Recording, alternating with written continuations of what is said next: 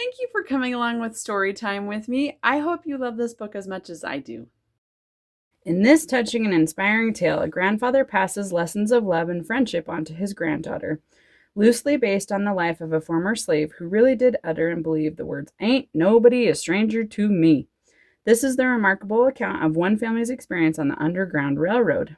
Anne Grifalconi's story is at once timeless and timely, weaving tales from the past and hopes for the future. With his stunning illustrations, Jerry Pinkney transports the reader back to the days when slavery was the law of the land and when freedom was a whisper that pointed north. To all helping hearts, and to Charles L. Blockson, keeper of the flame. A long, long time ago, when I was a little girl, my grandpa let me come along on his weekly visit to his apple orchard. "It's the last piece of land I kept," he told me, waving his hand in a friendly hello at every passerby after I moved into town. The art in this book is so pretty. I love these paintings. "Grandpa," I called, running to keep up with him. "How come you know so many people?" He stopped to let me catch up. "Don't know 'em by name, just by heart, honey. Ain't nobody a stranger to me." Oh, I love that mindset. This reminds me of the book Love is a Way of Life by Gary Chapman. I'll share that in the description. I did a book discussion on that, but it's exactly that. Everybody is just a future friend. "Why is that, Grandpa?" I asked, grabbing his hand in mine and holding on. He grinned happily down at me. "'Cause both me and my heart is free." After a while of walking, he asked me, "Did you know, honey, that way back in the sad old days of slavery, I used to carry apple seeds in my pockets to keep myself believing that when the great day of freedom came, I could plant them in my own soil on my own farm?" I shook my head. I did not know. "But finally, one day it came to me," Grandpa went on. "It weren't never going to happen till we struck out for freedom ourselves. So we got ready, and the first night we could, we run away."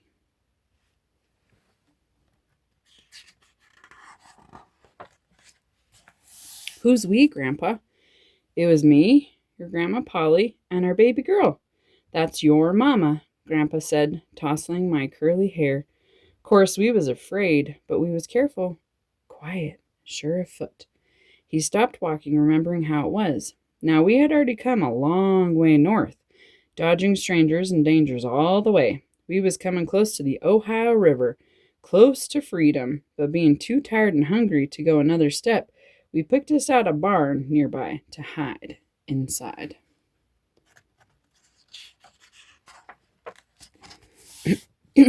We slept there real quiet all that night, baby too. Then at dawn, this man came down to the barn to milk his cows, and wouldn't you know, just then the baby cried out. We stood in the dark, arms tied around our hungry baby, so desperate we was ready to run and swim the Ohio to freedom on the other side, die if we had to. We wasn't going back.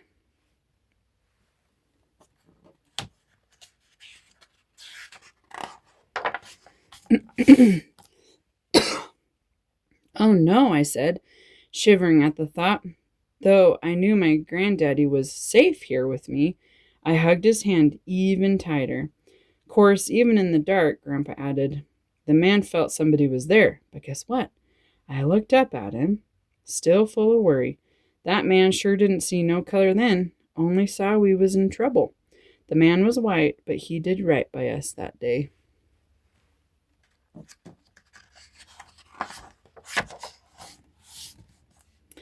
"And he never asked my name, though he told me his, James Stanton. Turns out he was a secret member of the Underground Railroad."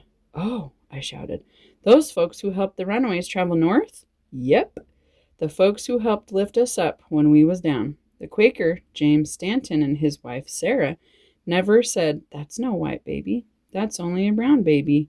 To them, she was just a hungry little child.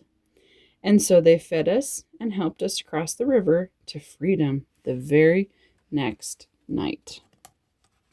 He's bringing them out on his boat. That sure was lucky for you, Grandpa, I said, feeling safer now, my hand resting in his. Don't know if it was luck, hon. He shook his head. We had to put our trust in the good Lord.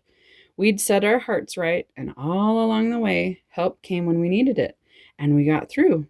Yes, we got through.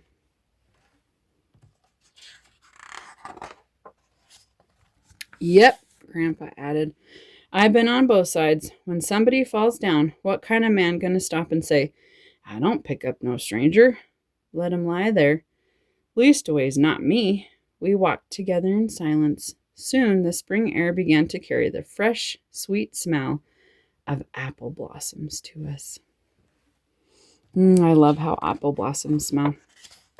So sweet. Once we got north of south, Grandpa continued walking faster. Me and Polly worked hard and long, hiring ourselves out as paid labor. Blacksmithing, plowing, sewing, picking apples, milking cows, till we put aside enough to buy ourselves some land of our own. Right here. They are hard workers. And his cute little granddaughter has those hard-working genes in her. And here it is, Grandpa beamed proudly as we came to a whole pink cloud of blooming apple trees. Remember those seeds I carried with me? Well, I took those seeds and put them into our own soil, and every time I planted one, I thought of someone who'd helped us on our way. And now we see in the blossoms. Isn't that so sweet? Such a neat tribute to all the people who helped them. And then he has good memories that he gets to share with his granddaughter. Now Grandpa was pulling an apple from each pocket. They be from our stone cellar, Grandpa. Yep, save these to eat here with you, honey. And we both sat down and munched away. Could I, Grandpa? I asked. Could I one day plant me a seed of memory here too? Grandpa laughed, touched. Right now would be just fine. Then he watched as I planted new seeds in the family orchard from the apple I had just eaten. I could tell he was remembering too.